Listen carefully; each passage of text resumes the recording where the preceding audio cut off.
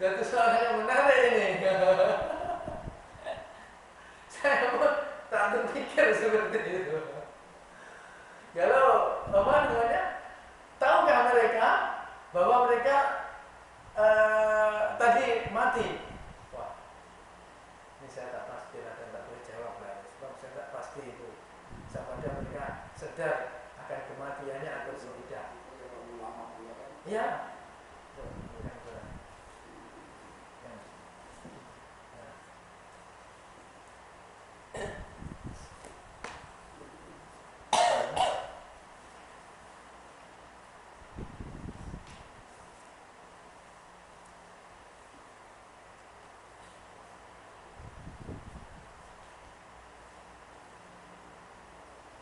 Waktara ayat 155 ya.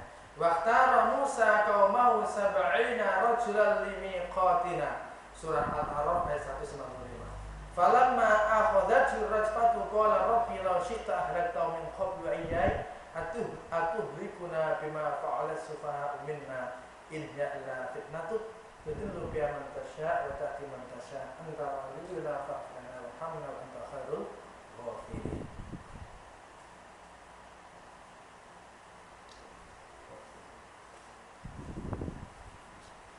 Nabi Musa alaihissalam memilih sab'ina rajulan 70 daripada kaumnya untuk menghadap aku, yakni apa Allah Subhanahu wa taala.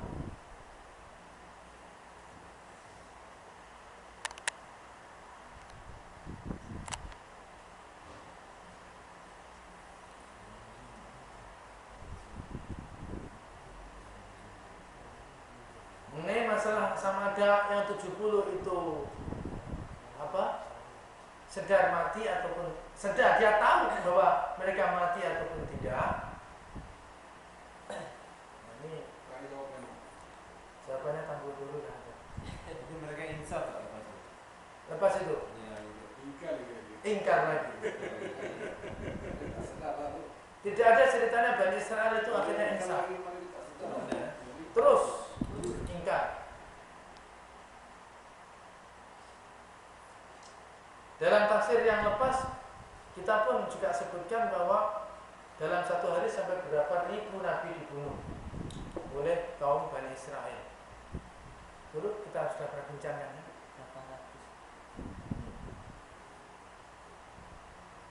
Itu kejinya Bani Israel.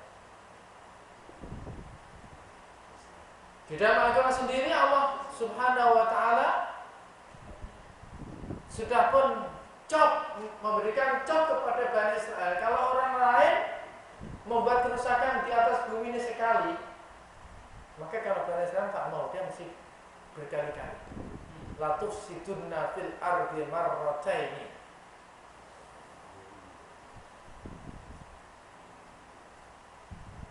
Jadi kalau Allah sudah cop macam itu, kadang-kadang kita ini kadang-kadang ini berlagak melebihi Allah Subhanahu wa taala. Nah, ayat 4 surah Al-Isra.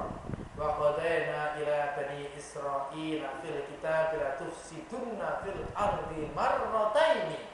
Telah aku tetapkan, telah aku cop kata Allah kepada Bani Israel di dalam satu kitab, maknanya di dalam Lauh Mahfuz, bahwa mereka akan sentiasa membuat kerusakan di atas bumi ini berkali-kali ganda. Kalau orang lain sekali, dia tak mau, mesti berkali-kali ganda. Ini Bani Israel yang sampai sekarang ini atau Israel zaman dulu? oh. Sama aja lah. Buktinya di dalam masalah riba.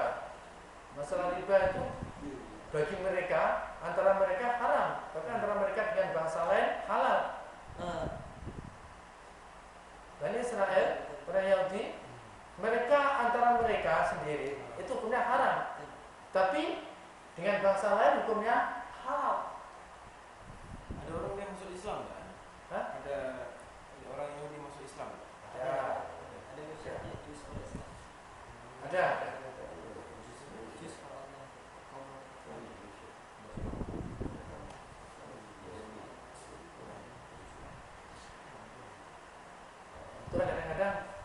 Saya katakan kita ini kadang-kadang berlagak melebihi Allah.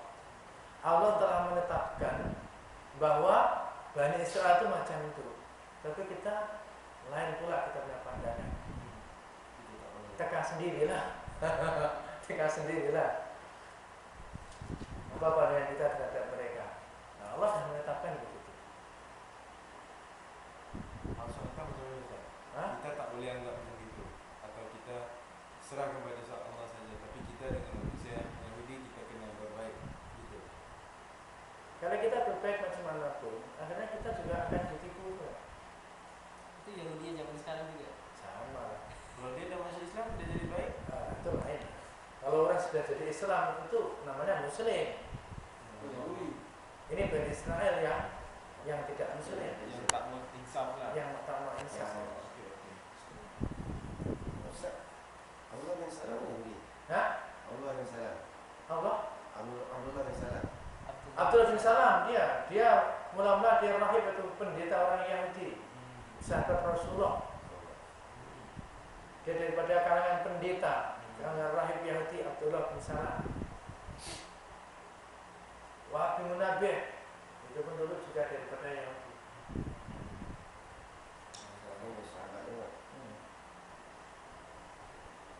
Dan saya rasa setengah orang Yahudi sekarang juga ada yang menjadi Muslim yang taat pun ada juga.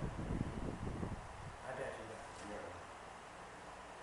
Jadi konsep itu kita harus ambil secara luas lah. Secara luas. Jangan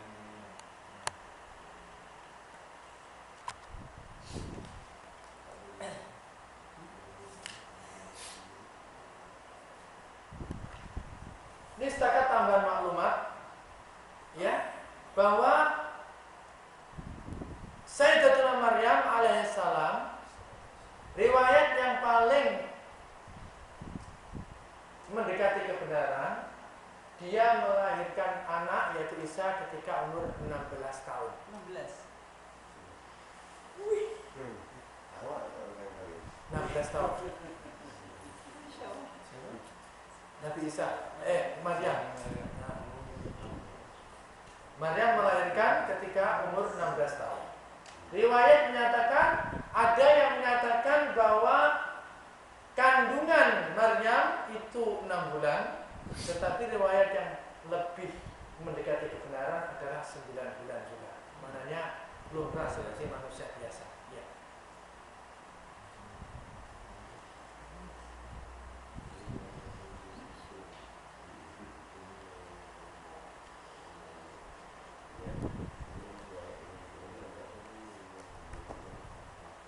Sedikit tambahan juga ya. Yang namanya mukjizat para nabi dan rasul itu diberikan kepada utusan mengikut kehebatan, kepakaran, kemahiran, budaya kaum yang menjadi objek dakwah. Jadi dapat diambil rumusan, kalaulah pada zaman Nabi Musa Allah Subhanahu wa ta'ala turunkan tongkat, berikan tongkat dan juga tangannya dapat bersinar seperti matahari. Ini disebabkan pada zaman Nabi Musa itu, Bani Israel itu mereka ini adalah memang pakar hebat-hebat dalam ilmu sihir. Karena itu Nabi Musa diberikan mukjizat yang dapat melemahkan tukang-tukang sihir. Diriwayatkan pada zaman Nabi Isa alaihissalam, orang Bani Israel ini mereka pakar dalam bidang perubatan. Sangat tinggi tamadunnya dalam bidang perubatan. Karena itu maka Nabi Isa pun diberikan mukjizat, yaitu dapat menyembuhkan penyakit orang yang buta dan orang yang kusta. Bahkan dapat menghidupkan orang yang